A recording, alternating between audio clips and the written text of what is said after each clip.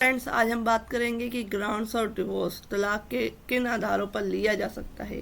इससे पहले एक line, develop a passion for learning, if you do you never cease to grow. It means कि अगर आपने जो पैशन की तरह लर्निंग को एक पैशन बना लिया तो आपको कोई भी ग्रो करने से नहीं रोक सकता। तो फ्रेंड्स, आज स्टार्ट करते हैं वीडियो।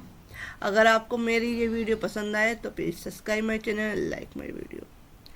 तो सेक्शन 13 हिंदू मैरिज एक्ट का बताता है कि जो विवाह या शादी इस एक्ट के अप्लाई होने से पहले हुई है या बाद में, निम्नलिखित ग्राउंड्स में क्या है तलाक लिया जा सकता है या जो मैरिज है उसको डिजोल्व कराया जा सकता है, भंग कराया जा सकता है।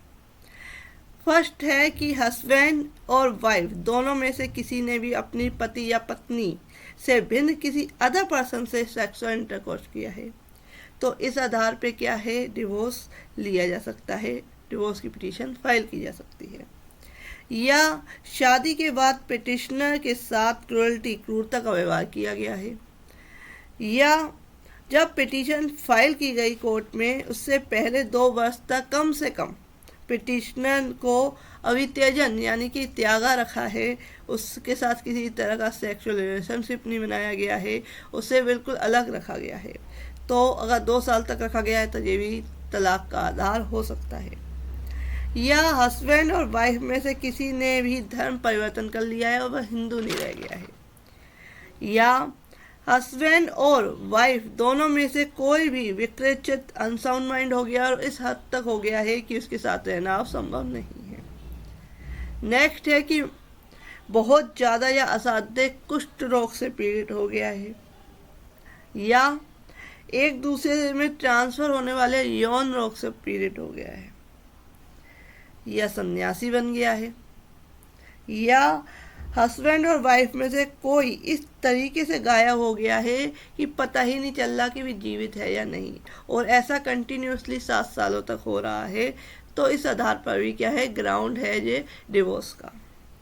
जब हम देखते हैं कि सेना पे जो फौजी लड़ रहे होते हैं तो वह कई बार ऐसे अचानक गायब हो जाते हैं कि पता ही नहीं चलता कि वह जीवित है, अलाइव है कि नहीं है। तो इस तरीके से क्या है ये डिवोर्स का आधार हो सकता है अगर लगातार 7 सालों तक आपने अपने हस्बैंड या वाइफ के बारे में कुछ नहीं सुना है या किसी अदर ने भी नहीं सुना है। और तलाक की पिटीशन जो है इस आधार पर भी दाखिल की जा सकती है कि उन्होंने सेक्शन 10 हिंदू मैरिज एक्ट के थ्रू क्या किया है, ज्यूडिकल सेपरेशन की डिक्री प्राप्त कर ली है और 1 साल से दोनों के बीच फिजिकल रिलेशनशिप भी नहीं हुई है, तो वह क्या है ज्यूडिकल सेपरेशन के आधार पर भी तलाक की अर्जी दाखिल कर सकते हैं। अगर ज्यूडिकल सेपरेशन में अगर वह दोबारा अगर उनके बीच में किसी भी तरह का कोई जो है दोबारा वह अपनी लाइफ में वापस नहीं आते मेरी लाइफ में, तो क्या है ये भी डिवोर्स का आधार हो सकता है और इस आधार पर भी तलाक लिया जा सकता है अगर 1 साल से ज़्यादा हो गया है। या उन्होंने सेक्शन 9 हिंदू मैरिज एक्ट के थ्रू क्या किया है, रीइंस्टीट्यूशन ऑफ कॉन्जुगल राइट्स की क्या है डिक्री प्राप्त कर ली है, पर उसके बाद भी पति या पत्नी एक साथ नहीं रह रहे हैं या वापस नहीं आ रहे हैं, तो इस आधार पर भी डिवोर्स लिया जा सकता है कि आपने क्या किया है दाम्पत्य जीवन के पुनर्स्थापन की जो है डिक्री प्राप्त की है, उसके बावजूद कि हस्बैंड वाइफ नहीं आपस में आ रहे हैं, तो इस आधार पर भी डिवोर्स लिया जा सकता है। और कई बार हस्बैंड इस तरीके से करते भी है कि वे डिवोर्स लेने के लिए इस तरीका का क्या है जो यूज करते हैं सेक्शन 9 को। नेक्स्ट है कि वाइफ जो इस आधार पर भी याचिका या पिटीशन फाइल कर सकती है कि दूसरी पत्नी जीवित है और पति ने दोबारा विवाह कर लिया है, तो इस आधार पर भी तलाक लिया जा सकता है, परंतु जो दूसरी पत्नी है वह जीवित होनी चाहिए। तो क्या है ये भी जो है तलाक का आधार हो सकता है। इस आधार पर भी तलाक लिया जा सकता है कि उसका पति है शादी के दिन से ही क्या है रेप केसेज में सोडोमी या वेस्टर्नमी का दोषी है, पशुगम्य का दोषी है।